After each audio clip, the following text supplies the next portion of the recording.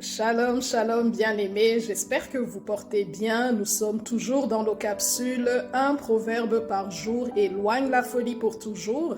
Et puis, depuis environ 2 semaines, nous avons un peu essayé d'établir la nuance entre la sagesse versus l'intelligence selon la perspective biblique. Et aujourd'hui, je vous propose donc de clôturer, de boucler la boucle avec un texte qui est dans Proverbe, le chapitre 4, le verset 7, qui va nous dire « Voici le commencement de la sagesse. Acquiert la sagesse et avec tout ce que tu possèdes, acquiert de l'intelligence. » Donc, est-ce que Dieu est contre l'intelligence? Au contraire, la parole de Dieu nous montre que, au contraire, Dieu n'est pas contre l'intelligence, mais il en est l'auteur. Mais la Bible nous suggère à ce que la crainte de l'Éternel, comme va nous dire le passage dans Psaume 111, qui va nous dire que la crainte de l'Éternel est le commencement de l'intelligence. Donc, avant d'aller chercher la science, la connaissance, première chose, cherchons à connaître celui qui est l'auteur de la science, celui qui est l'auteur de la connaissance, celui qui met ses dons, comme dit la parole de Dieu dans Jacques 1,17, tout don parfait, toute grâce excellente nous vient d'en haut, du Père des Lumières, en qui il n'y a ni ombre, il n'y a pas d'ombre de variation. Donc, on va lire un texte. Je vous suggère de lire un texte qui nous montre que Dieu veut que nous soyons intelligents. L'intelligence, la science, la connaissance nous viennent de Dieu. Donc, je vous suggère, on va lire un passage biblique qui va être dans Exode 35. On va lire les versets 25 et 26. C'était à l'époque de la construction du tabernacle. Donc, Dieu va dire à Moïse, donc le texte est en train de nous dire que Moïse est en train de chercher des architectes, des ingénieurs, des artistes, des designers, en tout cas des personnes qui ont tout genre d'intelligence afin de prendre leur capacité, leur potentiel et d'apporter ce potentiel au service de Dieu. Donc, la parole nous dit, toutes les femmes qui avaient de l'habileté filèrent de leurs mains et elles apportèrent leur ouvrage, des fils teints en bleu, en pourpre, en cramoisi et du fin lin. Toutes les femmes dont le cœur était bien disposé, donc il y avait cette sagesse qui vient de Dieu, et qui avait de l'habileté, donc il y avait l'intelligence au-dessus, à côté de la sagesse, on a besoin de la capacité, de la dextérité, de l'intelligence. Donc, toutes les femmes dont le cœur était bien disposé et qui avaient de l'habileté filèrent du poil de chèvre. Mais je vais poursuivre également dans le même passage, dans Exode 35, le verset 30 jusqu'à 35 qui dit « Moïse dit aux enfants d'Israël, sachez que l'Éternel a choisi Betsalel. Betsalel en hébreu signifie dans l'ombre, quelqu'un qui se tient dans l'ombre, mais qui a des dons, qui a des talents, qui est intelligent. Fils d'Uri. Donc, sachez que l'Éternel a choisi Betsalel, fils d'Uri, fils de Hur, de la tribu de Juda. Il l'a rempli de l'Esprit de Dieu, de sagesse, d'intelligence et de savoir pour toutes sortes d'ouvrages. Il l'a rendu capable de faire des inventions, de travailler de l'or, l'argent et les reins, de graver les pierres à enchâsser, de travailler le bois et d'exercer toutes sortes d'ouvrages d'art. Il lui a accordé aussi le don d'enseigner, de même qu'à Oliab, fils d'Aïsamak de la tribu de Dan.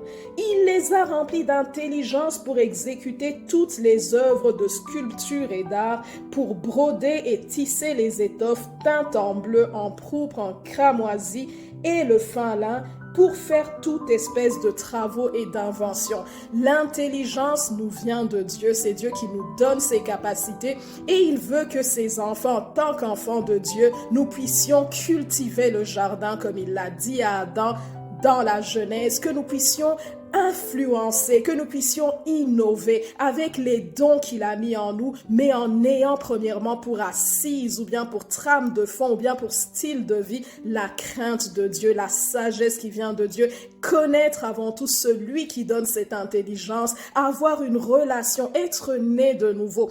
Dieu appelle ses enfants à avoir réellement un esprit intelligent. Nous avons besoin de personnes, nous avons besoin d'enseignants. Dieu veut des enseignants qui ont la sagesse qui vient de Dieu. Dieu a donné toutes sortes de dons. Le don d'enseigner, le don de gouverner, les gens qui veulent aller, par exemple, en politique, des gens peut-être qui veulent travailler en administration, des gens qui vont soigner les autres, qui vont soigner les malades. Dieu veut nous emmener peut-être à faire de l'artisanat, de la poterie. Dieu veut des penseurs, des historiens, des chercheurs, des archéologues. Dieu cherche des personnes dans toutes les sphères d'activité qui soient intelligents, mais que ce soit son esprit qui nous remplisse de cette intelligence.